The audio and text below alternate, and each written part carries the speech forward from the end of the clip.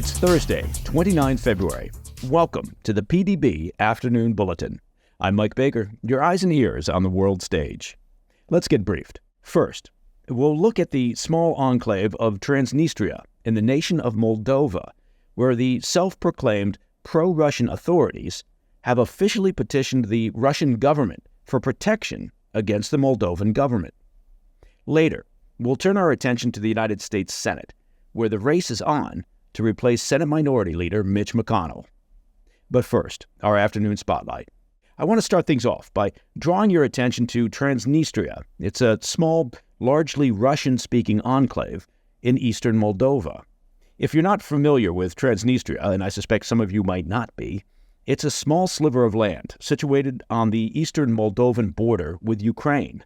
Now, the region declared independence from Moldova in 1990, fearing that Moldova would reunite with Romania and leave its Russian-speaking population marginalized. It's not recognized by the United Nations or any UN member state. It operates essentially as a de facto independent entity with its own government and military, but is officially considered to be part of Moldova.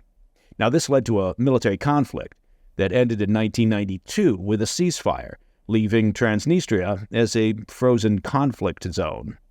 On Wednesday, the government of Transnistria officially asked the Russian government to provide protection against Moldovan authorities.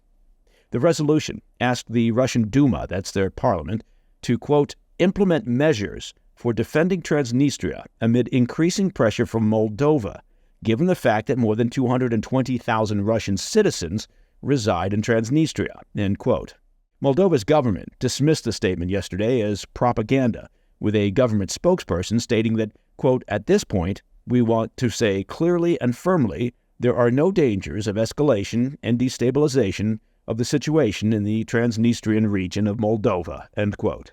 Now, the Transnistrian government has made similar calls in the past, but this is the first time since the invasion of Ukraine. This could essentially be an invitation for Russia to further destabilize the region and make moves to integrate the region into the Russian Federation.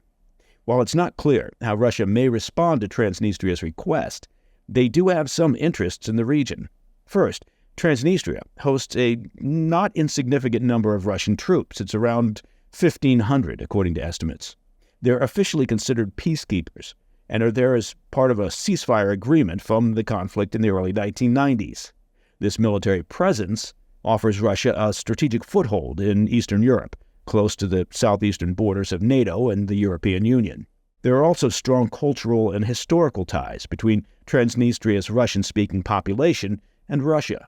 Supporting Transnistria is partly driven by a broader Russian policy of protecting the rights and interests of Russian speakers and ethnic Russians abroad.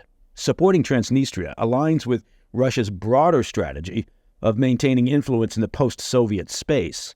By backing Transnistria, Russia demonstrates its capability and willingness to protect Russian-speaking populations outside its borders, reinforcing its role as a regional power. Remember, this was Russia's reason behind its war in Ukraine. They claim they invaded in order to protect the nation's Russian-speaking population from Ukrainian oppression. Transnistria can also be seen as a geopolitical tool for Russia to exert pressure on Moldova, preventing its further integration with Western institutions like the European Union and NATO. Moldova's aspirations to join these Western institutions are often challenged by its unresolved territorial dispute with Transnistria. Though it's not as significant as political and military factors, Russia also has economic interests in Transnistria, including investments and the Transnistrian market's reliance on Russian energy supplies. So far, Russia has been quiet on how it's going to respond to Transnistria's request. The Russian Foreign Ministry said Wednesday that the protection of Transnistrian residents, including Russian citizens, is one of its priorities, and they promised to consider the appeal. Coming up after the break, Senate Minority Leader Mitch McConnell has announced his intention to step down from his leadership position. We'll take a look at what that means for the future of the Senate GOP when we come back. Welcome back to the Afternoon Bulletin. As I mentioned briefly during yesterday's Afternoon Bulletin, Mitch McConnell, the longest-serving Senate leader in U.S. history, has announced that he's stepping down from the position he's held since 2007. The 82-year-old McConnell said on Wednesday, quote, "One of life's most underappreciated talents is to know when it's time to move on to life's next chapter. So I stand before you today to say that this will be my last term as Republican leader of the Senate," end quote. Senator McConnell didn't give any specific reasons for his decision, but there have been some questions about his health. If you'll remember, he had two very public incidents where he froze up and stopped talking during press conferences. Now, he's not exactly rushing out the door. He said Wednesday he would quit his post in November when the next leader is selected. He's also planning on finishing out his Senate term, which expires in January of 2027. McConnell's announcement was met with a mixed reaction from his colleagues, with some offering words of praise for the Kentucky Republican and others essentially saying, what took you so long? But while McConnell's legacy will be disputed for years to come, there's no doubt that he's responsible for some of the GOP's biggest victories over the past few decades. Most notably, he was instrumental in helping conservatives maintain and ultimately expand their majority on the Supreme Court. Back in 2016, he blocked President Barack Obama's efforts to fill the seat left vacant by the death of Justice Scalia. That seat was ultimately filled by Justice Gorsuch after he was nominated by President Trump.